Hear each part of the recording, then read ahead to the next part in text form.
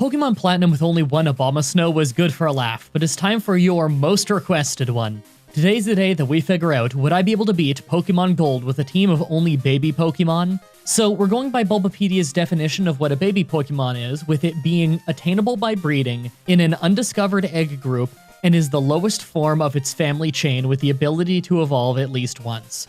The difficulty is that baby Pokemon suck. Here's the base stats on a Pichu. Yeah, if you thought Pikachu was weak, this is much worse. And this isn't even the weakest baby Pokemon we're going to be using. Like always, I'm writing this script as I go through with the challenge, so all of this part is being written before I've started. Everyone comment down below and guess if I can win or not.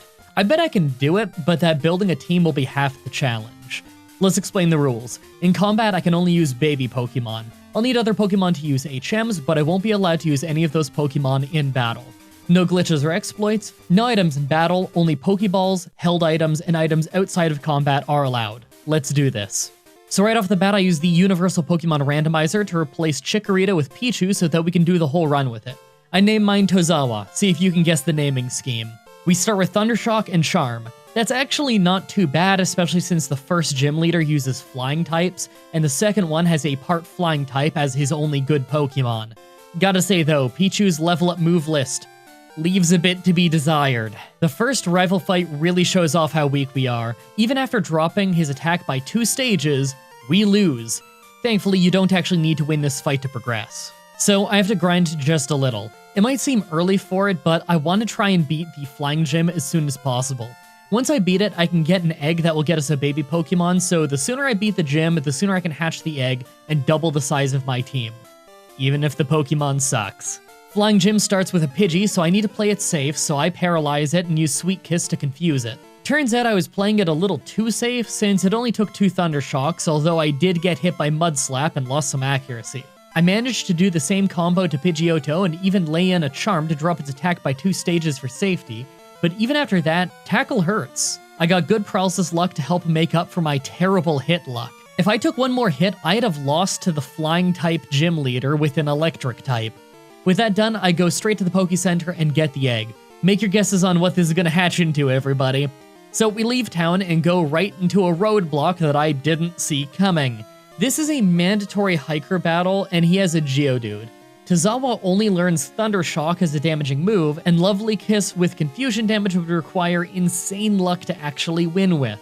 So I just keep grinding. I need to take enough steps for the egg to hatch. Why not try and get a few levels while I'm doing it? Eventually it hatches and we get our Togepi. I'm gonna be shocked if anyone guessed that wrong. Now, I know what you're thinking, Togepi doesn't gain an attacking move for a very long time. That's fine, because I can teach it Mud Slap. That way we have something to fight Geodude with, and we didn't have to replace any of the good moves on Tozawa. After a little grinding, I take a shot at the hiker again, and it's brutal. I realize early that I'm gonna run out of Mud Slap since he has 3 Geodudes, so I use Charm a bit to stay safe. On the last one, I ran out early and had to resort to some Metronomes, but through some great luck, it gave us Leech Seed, so we ended up making it through. It's always cool to me when the challenges in the actual run come out of nowhere. I didn't see this one coming. Slowpoke Well is pretty easy, so I use it as another chance to switch level for Nice. Once we get some passable TMs, he might be a little bit more usable. We'll see. Time for our first try at Bugsy. Metapod and Kakuna do literally nothing to us before they faint, but Scyther is another story. Even with early paralysis and confusion, his quick attacks knock Tozawa out fast, and since Mud Slap doesn't work as a result of Scyther being part flying, I'm pretty doomed. I tried spamming Charm and Metronome on the off chance that I get some amazing moves, but of course I didn't.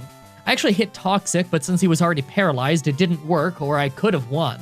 Eventually, I ran out of Metronomes. What a lame way to fail the fight. With that failure under our belt, I decide to grind just a little more. Just for a few levels on Tozawa, I think with enough power, Thunder Shock can handle this. Second try at Bugsy and Scyther is a bit less terrifying. I switched to Nice right away and spammed Charm early without losing health on Tozawa. Once I get 3, I decide to use Metronome since I'm worried about how Scyther is building up power on Fury Cutter. One of the Metronomes ended up being Lovely Kiss, so I was able to put Scyther to sleep to break the building of his Fury Cutter's power, before fainting and bringing out Tozawa. I paralyze him, then finish him off with 2 strong Thunder Shocks, although I came very close to fainting once again. Now we have a rival fight before we can go to Goldenrod. It actually goes incredibly cleanly, with Tazawa taking out his whole team without any serious issues other than an unlucky burn. I didn't see that coming. With that done, we're in Goldenrod. I was considering gambling for an hour to get the TM for Thunder just so we'd have a strong move for Whitney, but then I decided I don't hate myself and we'll just fight some trainers first. When we do get to Whitney though, it's not close. Clefairy is easy, but Miltank's stomps do way more damage than I was expecting. We can't get any more Pokemon at this point yet, so we just need to level up more. The worst part about this grind is that I realized I could have had a third Pokemon by now. For some reason I had it in my head that my third Pokemon was going to be Magby, after I get to the burned tower, catch a Magmar, and breed it. I totally forgot that way back at the start of the game you can catch a Jigglypuff. No point in getting that right now though, it would take me forever to train it and get it ready for the fight, and we have a shorter path there if we beat Whitney, so I'll just keep grinding. Nah, just kidding. You know I like to make things harder on myself. I walk all the way back to the start of the game to catch a Jigglypuff. I actually almost whited out partway through thanks to a trainer with a Wooper that I missed early on too, since it's part ground type. Jigglypuff only has a 5% encounter rate, so it's not the easiest to find one. Eventually, I do find one, catch it, ride all the way back to Goldenrod, and put it in the daycare with a Ditto. Ditto can breed with anything that can breed, so it's just convenient to have one. Now, breeding in Gen 2 can be a pain. I'm no master of it, so as far as I can tell, this should result in an egg. They say that they're interested in each other, so according to this chart, that's a 9.5% chance per 256 steps to get an egg. It's on the lower end of the scale, but honestly, if I just check up on the daycare after every 20 minutes of grinding, I'll probably have an egg in no time. In fact, it took very little time to get an egg. By level 31, I came in and checked and they already had an egg. This is gonna hatch into Jigglypuff. It's pretty weak outside of its health, but at least it has Defense Curl, and I can teach it Rollout with a TM so we can do something with it. Plus, it gets pound at a low level, so it doesn't need to be switch trained for ages like Nice. Still, I doubt we're gonna use it much. Finally, I take another shot at Whitney. I paralyze Clefairy, get nailed with a Crab Hammer from Metronome, and quickly finish her off. Miltank is who I'm worried about, so I confuse her but still get hit by Rollout. I Thunder Wave to try and do anything I can to prevent her from building power, but she hits again. I land Charm, and through great luck, her third Rollout misses. It doesn't take long before I get stomped down to only 3 health, so I just start attacking. I know she can use Milk Drink, but I got lucky, and the confusion and paralysis managed to keep her from healing, and we win the fight. Also, it's a Sunday, so I go ahead and get the return TM just in case we end up needing this later, because it's a solid move. So we're at an impasse. I want to go into that building right there. Problem is that in Gold and Silver, the second I walk in there, I'll get a rival battle. It's skippable normally, so I don't do it, but I need to get in there to get a Magmar, and there's no way I'm passing up the chance of getting a Magby on my team for more type coverage. Plus, Magby is actually a decent Pokemon with great moves. Like, these stats are really high for a baby Pokemon. And the fact that I can get a baby Pokemon that naturally learns moves like Fire Blast and Flamethrower is really incredible. I decided that I'll beat the Kimono girls to get the Surf HM and get Strength from Olivine City first, since I could use a few more levels and since I'll need those HMs at some point anyway. I'm mostly trying to get a few levels and killing time for Jigglypuff to hatch, so I do the lighthouse while I'm in town before making my way back. Finally, it's time to enter the burned tower and do the optional rival fight. Hunter gets paralyzed off Thunder Shock, so he only got to hit us with Lick, so that was lucky. Magnemite is second, but we only have Thunder Shock to use, so we don't do much. He hit a Sonic Boom, but we're in decent shape by the time he goes down. Quilava quick attacks us to drop us below half health and is getting close. We take him out with 9 health to spare. Last is Zubat, who thankfully gets one shot due to being part Flying type. Even with that done, you can only find Magmar in the early morning and at night. Since it's afternoon right now, I'll have to come back in a few real-life hours. In the meantime, we have a really weird fight with the Ghost Gym Leader Morty. First is Ghastly, and we get a lucky critical hit for a one-shot. Haunter is second, but he ends up finishing himself off with Curse after our Thunder Shock. I switch for Nice to remove the Curse and fight Gengar with Mud Slap. Since he's mostly just using already terrible accuracy moves like Hypnosis, it's working great. Shockingly, I ended up using all 6 Mud Slaps to totally ruin his accuracy before getting put to sleep. Even when I get good moves with Metronome, though, it doesn't do much. Hydro Pump hardly did a sliver. It takes absolutely ages, but I ended up taking Gengar down after using all 10 Metronomes and Mud Slaps. Last is his final Haunter, and I decided to keep Nice out to use Charm since I remembered that Ghost moves were all physical in Gen 2. What I had forgotten until a few rounds into the fight, though, is that ghost moves don't work on normal types. Nice is normal, so this Haunter doesn't actually have any moves that can hit me. I end up having to sit around and waste every power point I have for safety, because if I just switch for Tozawa, he'd get Shadow Balled into oblivion. Entire minutes later, and Haunter and I are just hitting each other with struggle until eventually Nice goes down. But since Haunter doesn't have any power points left, Tozawa easily finishes it with Thunder Shock. That was a weird fight. Shortly after, while biking around, our hilariously hideous-looking Jigglypuff finally hatched. I think it's supposed to look cute?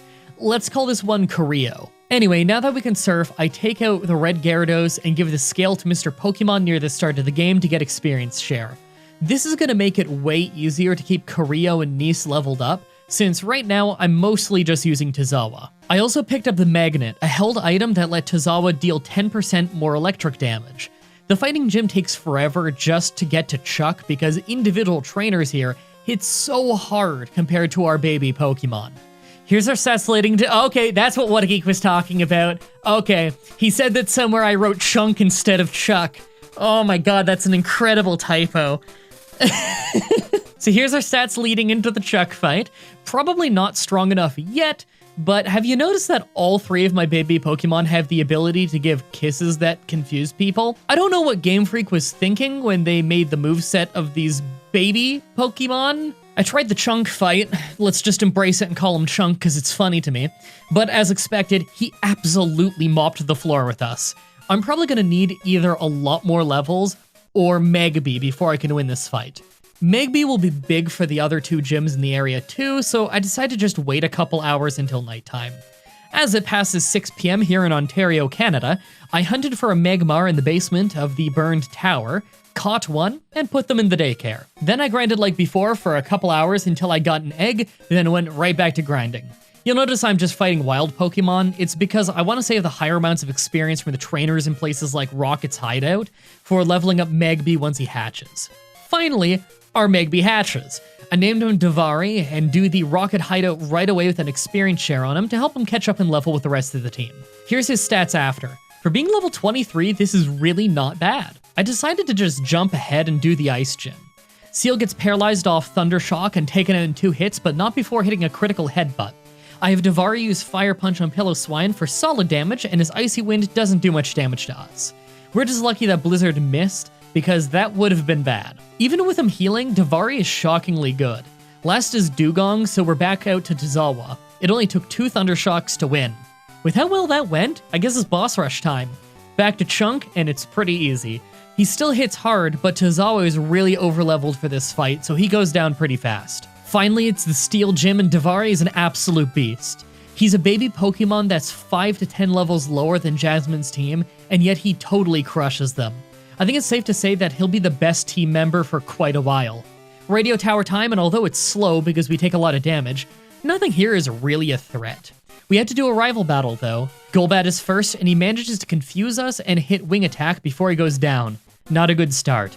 Magnemite gets one shot by Davari and stays out to Fire Punch Haunter. He uses Mean Look instead of fighting back though, so we take him out easily. I switch back to Tozawa for Quilava and get a lucky paralysis off Thunder Shock as I get smoke screened. 2 shocks later and he's down. Last is Sneasel, so I have Davari take him out in a couple of fire punches, although the Screech and Quick Attack combo did massive damage to us. Next is the Icy Path, and literally the first encounter I got was Jinx, the next Pokemon I needed. I catch her and put her in the daycare right away. This is going to get me Smoochum, another really solid baby Pokemon, probably on par with Davari. This will give us some much needed ice moves before the Dragon Gym. Anyway, it only took— no, we're not starting with you again. You got me in a lot of trouble last time with the YouTube comment section. I haven't referenced you in months, and I still get people fighting over whether they love or hate your gag. Yes, I know you want to promote my great Twitter account where I tweet incredibly hilarious and insightful things that the world needs to know, but people aren't ready to hear the truth yet. Now let me get back to my video. Right, it only took 10 minutes to get the egg. I got pretty lucky. Unlike last time where I grinded, I just wanted this thing to hatch as soon as possible, so I just biked back and forth in town while watching some YouTube videos. Shout out to Cultaholic for all the entertainment while I was trying to hatch this stupid egg. It doesn't take too long until it hatches. Man, I forgot how hilarious some of the Gen 2 sprites looked. Smoochum is absolutely furious. I named it Gallagher. Yes, I know what you're all gonna comment about the pronunciation of that exact name, but the guy I'm naming it after pronounces it that way. Slap an experience share on it and start grinding it up. We're gonna need some ice moves if we want to stand a chance in Claire's Dragon Gym, since her team both resists fire and electricity. An afternoon later, and it's Dragon Gym time. Ice Punch one-shots the first Dragonair, so Claire sends out Kingdra, a water and dragon type. I switch for Tazawa to try and debuff her. I lose some accuracy, and even a critical Thunder Shock doesn't do much, so I try to focus on making it as weak as possible. I get some good shots in, but go down fast to a critical Surf. I send a Davari next because even though he's double resisted, he's still our strongest guy, and I need to do something without ruining Gallagher. I ended up getting one shot with Surf though, so it's out to Koryo, and she uses a Hyper Potion. I just keep trying to whittle him down by confusing him and using Pound, but a regular Surf one-shots us. Nice is out and I land a few Mud Slaps, also being one-shot by Surf. Last is Gallagher, and Psychic hits for decent damage as Kingdra misses Smokescreen and goes down to a second Psychic. After that, Gallagher's Ice Punch one-shots the other two Dragonairs, giving us a rough victory.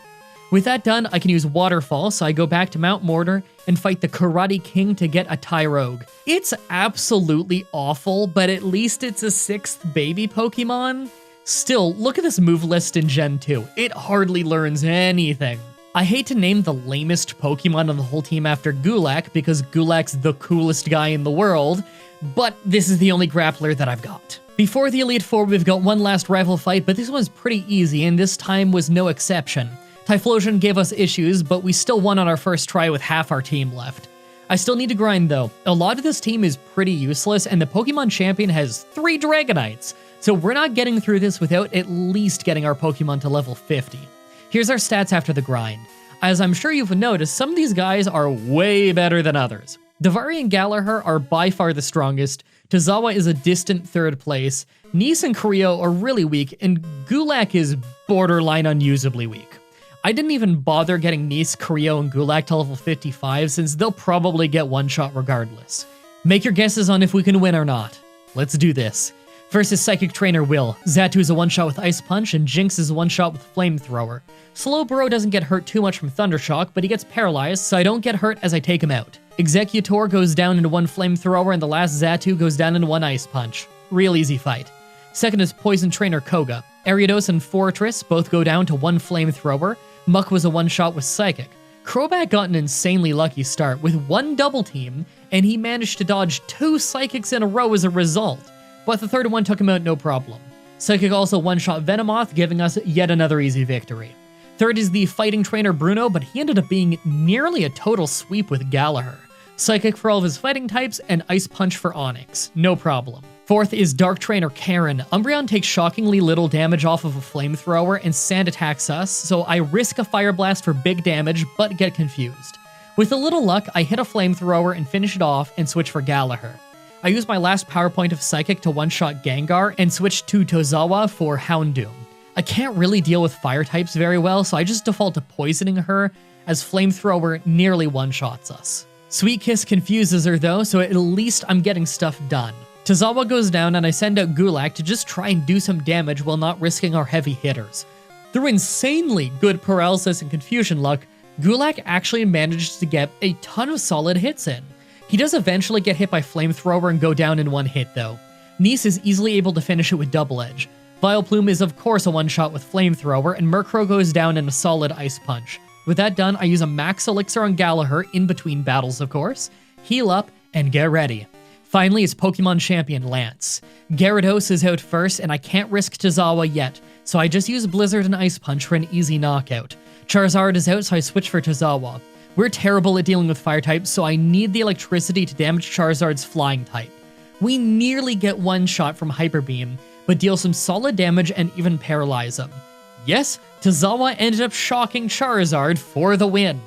Lance's first Dragonite is out, but he's double weak to ice, so one Blizzard from Gallagher is all it takes. Aerodactyl's out, and I know he's faster than me, so it's back to Tazawa just to tank the Hyper Beam and faint. Gallagher's back out, and we one-shot with Ice Punch while it was recharging its Hyper Beam.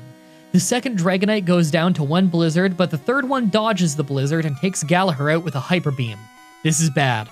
I try for Davari and start using Confuse Rays and Smoke Screens to try and shut him down slowly, and it's working. Dragonite keeps trying for Thunder Wave, but in Gen 2, the AI Status Affliction moves have a built-in chance to miss, so that mixed with the smoke screens gives us quite a few free shots before getting hit. Eventually, a Hyper Beam hits us, but we hang on and manage to drop his accuracy by all 6 stages. Davari goes down soon after, so it's Nice, Gulak, and Coreo left. Coreo hits a Sweet Kiss for more confusion, and I just start using Pound. It takes an absolute eternity, but eventually, Coreo hits Pound on Lance's last Dragonite for the win. Finally, with that done, we're in the Hall of Fame, but you know this run isn't over yet. I still want to try seeing if I can beat the secret final boss, Red. To get there though, I have to make my way through Kanto. As usual, it's real easy, but we can't skip past all of it this time, since there's actually a baby Pokemon that we want from here. I spent some time outside the Kanto power plant catching an Electabuzz. I ended up just using the Master Ball on it since this is the last thing we need to catch anyway. Then I go back to Johto and breed it with Ditto. A few hours later, and we hatch our very own Elekid. This one is about on par with Magby or Smoochum, making it one of the best baby Pokemon in Gen 2. I slap an experience share on him and level him up by fighting the rest of the gym leaders in Kanto until we get to Blue, the only real challenging gym leader. Blue sends out Pidgeot first. Blizzard gets a one-shot, much to my surprise considering there's such a small level difference.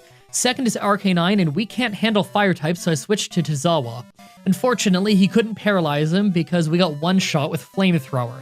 Davari's next, and he loses half his health to Extreme Speed while confusing him with Confuse Ray. A second Extreme Speed takes us out. Gallagher's next, and Psychic hits pretty hard, then Flamethrower brings us to 14 health, and he uses a full restore, so my next Psychic can't take him out. He easily finishes us off. Alright, at that point it's pretty clear we don't stand a chance yet, so I grind more. It's rough, but if they're within 10 levels of us and we're using baby Pokemon to fight their fully evolved Pokemon, we don't stand a chance. Their stats are way higher than ours, and they've got better moves for the most part. And we only have 3 decent Pokemon to work with. Even then, one of them is really underleveled. I get Ollie up to level 60 and try again. Pidgeot goes down in one hit from Ollie's Thunderbolt, and next is Rhydon. Thankfully, it only takes one Ice Punch to take him down, as Rhydon hits pretty hard and I don't really want to fight him. Arcanine time though, so it's back to Ollie. I late screened for safety, but even with it, Flamethrower one-shots us with a critical hit. I try for Psychic, and although it hits hard, Extreme Speed always acts first, and he still has full restore, so he ends up taking us out. Davari nearly takes him with Flamethrower, then he uses another full restore. I switch for Fire Blast, but Extreme Speed is just a super strong quick attack, so he takes us out. Tozawa goes down in one hit, so this is a bust. Okay, so now I have to grind my main team up to level 65 because Arcanine is such an absolute brick wall. This is awful. Third try, we one-shot sweep Pidgeot and Rhydon again. Davari's out for Arcanine and I hit a Confuse Ray. My luck is decent as I start getting some smoke screens and I can take a few more hits now, so I ended up getting 4 smoke screens in before going down. Next is Tozawa, who dodges Flamethrower, paralyzes him, uses Sweet Kiss to confuse him again, then flashes twice to finish off his accuracy. Not before he uses a full restore though, so I have to paralyze him again for safety. Flamethrower still hits due to terrible luck, and Tozawa's one-shot, so I send out Gallagher. I hit Psychic, and somehow, in spite of a 6 accuracy drops and confusion, he hits another massive Flamethrower and nearly takes out Gallagher. I finish him with Psychic, and Alakazam is out, so I switch for Ollie. Thunder and Thunderbolt take him out no problem. I switch for Gallagher to one-shot Executor with Blizzard, and last is Gyarados, so I one-shot him with Thunderbolt. My god, that was rough. If Blue is that hard, I don't want to think about how hard the Red fight is gonna be. I decided to grind up the main team to level 70 before our first attempt. Here's our stats. Not horrible, but so much lower than what we'll be fighting. Make your guesses on if we can beat Red or not. A level 81 Pikachu is first, so I take it out in one Blizzard. It's incredible how weak Pikachu is, even compared to my baby Pokemon. This is why I do Pikachu challenges, guys. It's super weak. I don't think people are aware of how crap Pikachu is. Next is Charizard, so I use Thunder with Ollie and leave it with a Sliver and Paralyzed. He hits Fire Spin, but it's a real weak move, so Thunderbolt ends him. Espeon is out, and it's a beast, so I switch for Davari and Flamethrower for half its health as it uses Reflect. Fire Blast finishes it. I'm just happy it didn't hit me. Blastoise is out, so it's back to Ollie, and we one-shot it with a critical Thunderbolt. Next is Red's terrifying Snorlax, so I send out Tozawa for a Sweet Kiss to confuse him, then paralyze him, although he can remove that with Rest if he wants to. I then start using Flash to try and ruin his accuracy. I only hit a few before a body slam hits us for an easy one-shot. Davari's next, so I just keep smoke screening to finish off his accuracy. After its accuracy is finished, I start laying in with flamethrowers as Snorlax rests to recover health. He does have attacks he can do while asleep though, so I'm not totally safe and confusion is still important. I get very lucky with confusion though, and he hits himself plenty. Eventually, through flamethrowers and fire blasts, I ended up finishing off Snorlax without Davari taking a hit. Last is Venusaur, and even though I missed 2 fire blasts, I still resist Solar Beam, so Flamethrower quickly takes him out and gets us the victory against the last boss of the game. Well, that's a first. I think that Blue might have actually been harder than Red on that run. I never thought I'd see that happen due to the big level gap. I'm thinking I'll do a Gen 3 Pikachu challenge for next Saturday's Pokemon Challenge. And as always, I'm looking forward to what you suggest in the comments. Subscribe, ring the bell, and stay tuned. If you want to see me do more challenges like this, please let me know in the comments or on Twitter. I can always use more ideas from you guys on what I should do next. Also, check out the playlist in the description if you want to watch all of the Pokemon challenges that I've already uploaded. If you guys want to see more Pokemon stuff from me, my friend WhatGeek and I are doing a Gen 1 randomizer over on his channel, linked in the description. Also, come to my Twitch TV streams and tell me that this video sent you. It's always cool to hear how you found the channel. Thank you everybody so much for watching, and until next time, have a nice day.